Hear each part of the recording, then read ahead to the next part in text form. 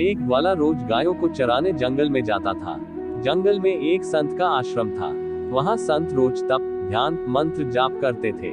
ग्वाला रोज संत को देखता तो उसे समझ नहीं आता था कि संत ये सब क्यों करते हैं।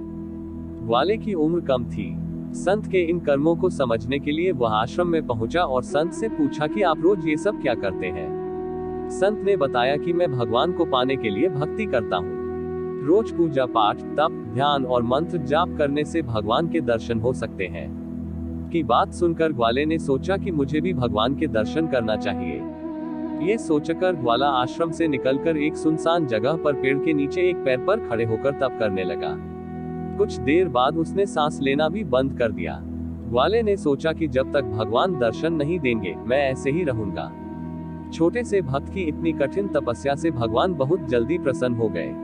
वे ग्वाले के सामने प्रकट हुए और बोले कि पुत्र आंखें खोलो, मैं तुम्हारे सामने आ गया हूँ। ग्वाले ने आंखें खोले बिना ही पूछा कि आप कौन हैं। भगवान बोले कि मैं वही ईश्वर हूँ जिसके दर्शन के लिए तुम तप कर रहे हो। ये सुनकर ग्वाले ने आंखें खोल ली, लेकिन उसने ईश्वर को कभी देखा नहीं था। वह सोचने लगा कि क्या यही वो भगवान है।